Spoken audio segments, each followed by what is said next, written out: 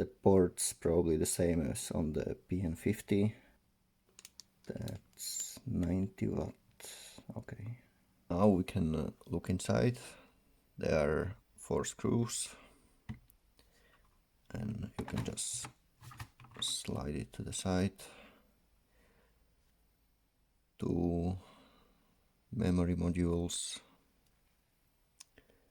The SSD is under heatsink, and the SATA connector, so it's pretty packed. This is the BIOS of the PN51. Seems the version I have installed is newer than the one on Asus website, so that's pretty strange why they didn't publish it yet. Quite a lot of different options. I'm not sure what is this actually, so I will go just quickly through.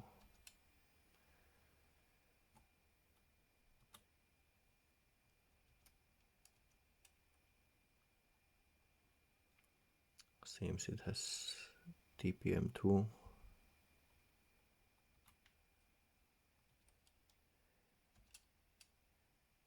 FTPM, not sure what's that.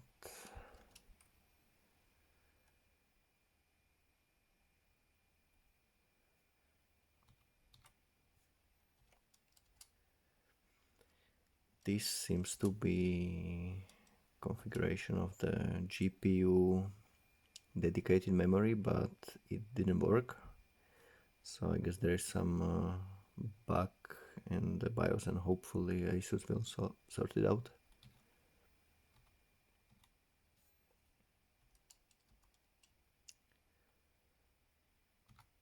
But it has quite advanced configuration, so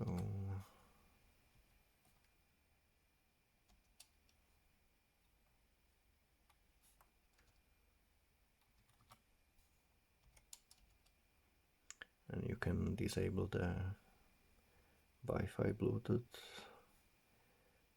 and I guess this one is the infrared sensor.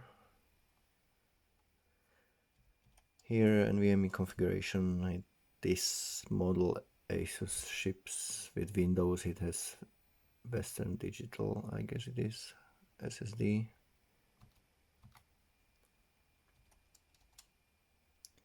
Here some power configuration and action on power loss.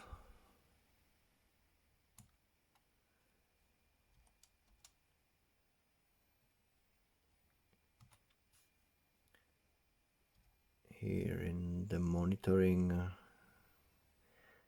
you should set the fan control to quiet mode, because seems this is just fan curve and it doesn't have impact on the CPU power mode. So this seems to be okay in quiet mode. Maybe slight benefit in performance, but maybe 1-2%. Boot options, nothing special. Easy flash for flashing the BIOS, and that's it. So now I've put it into Linux. I'm using Garuda KDE. So Wi-Fi works, sound works. I'm just booting from USB, but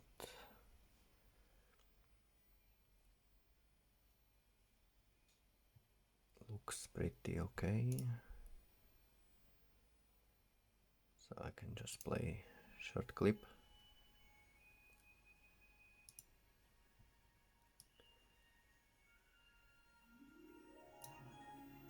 So works pretty smooth. Yeah, so That's it from Linux. So I've made some testing, not everything, but the platform probably is not that stable yet, so the gaming will need to wait, and I will explain later why. But let's quickly go through the tests. So 3D Mark Nitrate, that's test for integrated graphics, so yeah, pretty okay, I guess. This is Cinebench 20, so yeah, pretty okay, but I was expecting a bit more, I think. CPU set integrated test, yeah, it's fairly close to the desktop Ryzen 7 3700X. Disk, the supplied Western Digital, this is Geekbench 4. This was with the quite fun profile. This is OpenCL, that's GPU compute.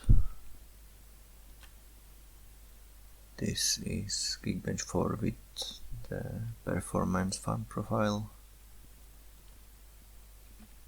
And that's it. And from gaming, I just did two games, Doom and Dota. It was 1080p, both games. Doom was medium details, the Dota was the best ultra settings. But the problem is that after maybe 5 minutes it starts to thermal throttle, and the GPU frequency goes down from 1900 to around 1600. So yeah, I'm not sure what can be done at this point, but maybe Asus will come up with something. So otherwise it's pretty nice unit, but yeah, probably Asus didn't work much on the cooling. Probably the hardware is the same as on PN50,